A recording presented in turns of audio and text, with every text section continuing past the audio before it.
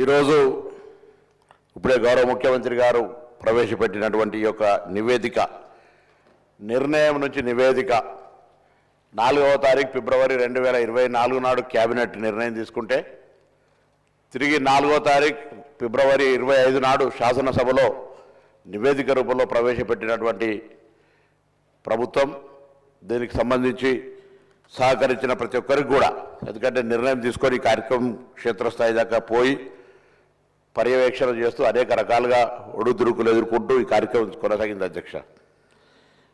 ఇప్పుడే గౌరవ ముఖ్యమంత్రి గారు చెప్పిన ఈ కార్యక్రమం 1931 స్వాతంత్రంకు ముందు ఇటువంటి సమాచారాన్ని సేకరణ జరిగితే దాని తదుపరి ఏ బలహీన వర్గాలకు సంబంధించిన వాళ్ళు ఉన్నారో వాళ్ళంతా కూడా మేమెంతో మాకంత ఉండాలి అసలు సమాచారం అన్ని కులాల లెక్కలేక రకరకాల ప్రభుత్వాల ఇష్టాప్రకారంగా పథకాలు వచ్చేటువంటి అధ్యక్ష. కానీ ఎప్పుడైతే భారత్ జోడో యాత్రలో రాహుల్ గాంధీ గారు దేశం మొత్తం తిరిగినప్పుడు చాలా వర్గాలకు అసలు ప్రాతినిధ్యమే లేదు.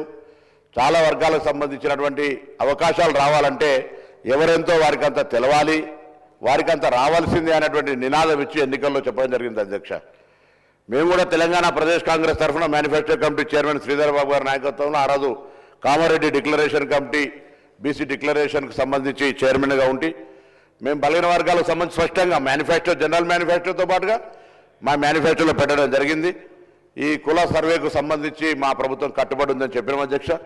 4వ తారీఖు నాడు క్యాబినెట్ అయింది. 16 నాడు ఇదే సభలో అందరి గౌరవ సభ్యుల సహకారంతో ఈ యొక్క తీర్మానం చేసుకొని పార్లమెంట్ ఎన్నికల తర్వాత ప్రత్యేకమైనటువంటి కార్యక్రమాల ద్వారా ప్లానింగ్ డిపార్ట్మెంట్ తెలంగాణకు సంబంధించినటువంటి ప్లానింగ్ డిపార్ట్మెంట్ చీఫ్ సెక్రటరీ గారి ఆధ్వర్యంలో సందీప్ సుల్తాన్ గారి ఆధ్వర్యంలో ఈ యొక్క కార్యక్రమాన్ని 1,00,000 పైన ప్రభుత్వ ఉద్యోగులను బయటి వాళ్ళనో లేకపోతే ఇంకోవరికి సంబంధించిన సమాచారం కాక ఇది ఒక ప్రభుత్వ ఉద్యోగులను వాడుకొని సమాచారాన్ని సేకరించిన అధ్యక్ష. నేను ఈ యొక్క సభలో ఇక్కడ ఉన్నటువంటి ఇంతకుముందు గౌరవ ముఖ్యమంత్రి గారు కోరినట్టుగా పెద్దలందరికీ కోరుతా ఉన్నా. 1931 నుంచి సమాచారం లేదు, ఇలా సమాచారం వచ్చింది. సమాచారానికి సంబంధించి ఇంకా ఏదైనా సరిచేయాల్సిన అవసరం ఉంటే, ఇంకా ముందుకు పోవడానికి బలహీన వర్గాలకు సంబంధించిన న్యాయం చేయాలనుకుంటే దయచేసి సలహాలు సూచనలు చెప్పండి. తెలంగాణ ప్రభుత్వ బలహీన వర్గాల శాఖ మంత్రిగా ప్రభుత్వం సంబంధించి వాటన్నిటినీ బలహీన వర్గాల సంక్షేమం కొరకు తీసుకొని పోతాం. దయచేసి దీన్ని కూడా ప్రతిదీ రాజకీయం చేసినట్టుగా బలహీన వర్గాల ఆకాంక్ష ఇది.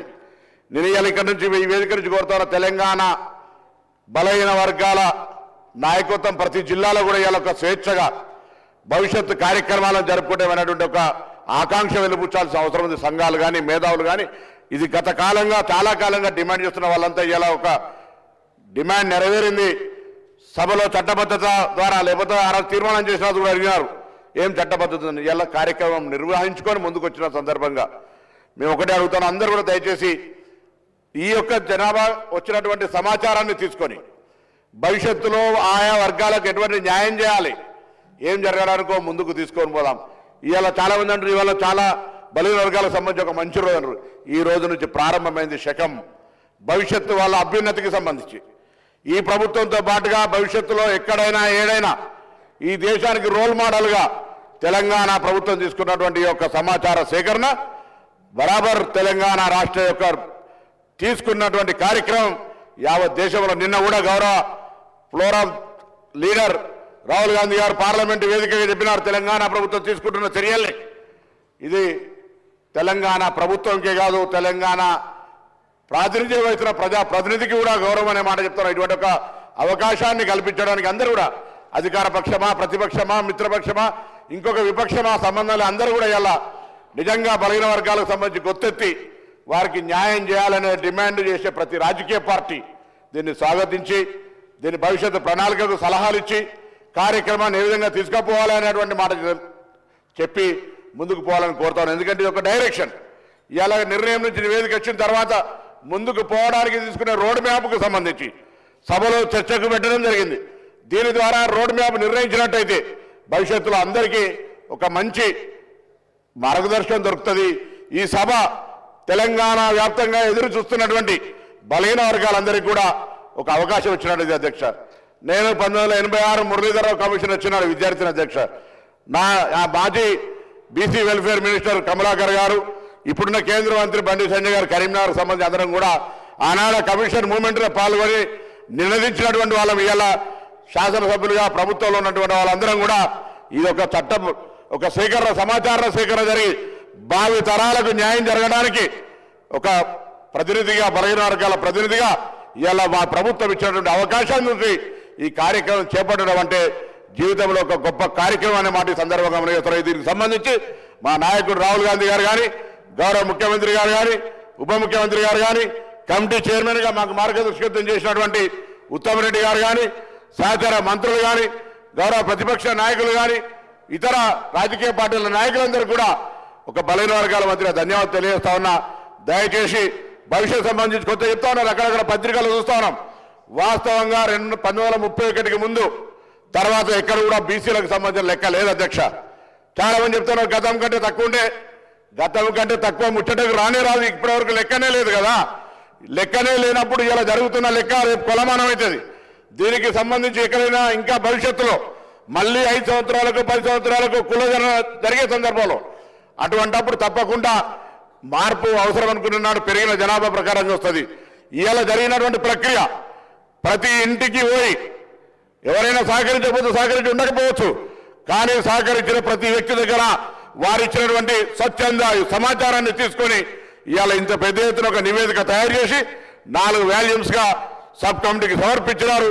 సబ్ కమిటీ కేబినెట్ అప్రూవ్ చేసుకొని ఇవాళ సభ్యుల ముందు చూస్తారు. ఇంత పారదర్శకంగా, న్యాయబద్ధంగా బలహీన వర్గాలకు న్యాయం చేయాలనే చిత్తశుద్ధి కాంగ్రెస్ పార్టీలో ఉంది కాబట్టి కార్యక్రమం తీసుకోబోతున్నాం అధ్యక్ష. 2011 సెన్సస్ ప్రకారంగా తీసుకున్నట్టయితే ఇవాళ 2025 ఈ యొక్క కుల సర్వేకి సంబంధించి తీసుకుంటే ఎందుకో కొంత అక్కడిక్కడ మాట్లాడుతున్న దానికి ముందే సరిచేసే ప్రయత్నం చేయడానికి నేను వాళ్ళంతా సహకరించమని కోరడానికి లెక్క చెప్తా ఉన్నాను అధ్యక్ష. 2011 జనరల్ సర్వేలో ఆనాడు తెలంగాణకు సంబంధించిన లెక్క తీస్తే 3,50,00,000 మంది ఉండరు అధ్యక్ష. ఇలా 3,70,00,000 మంది ఉండరు అధ్యక్ష. దానికి అనుగుణంగా కేంద్రం నుంచి అనేకమైనటువంటి జనాభా ప్రాతిపదికన దక్షిణ భారతదేశ, ఉత్తర భారతదేశానికి సంబంధించిన లెక్క తీసుకుంటే కూడా మన ప్రాంతం అంతా కూడా దక్షిణ భారతదేశంలో కుటుంబ నియంత్రణకు సంబంధించి ఎక్కువ పాటించడంతో నేషనల్ యావరేజ్లో మనం తక్కువ ఉండి ఇలా 20 లక్షల జనాభా పెరిగింది.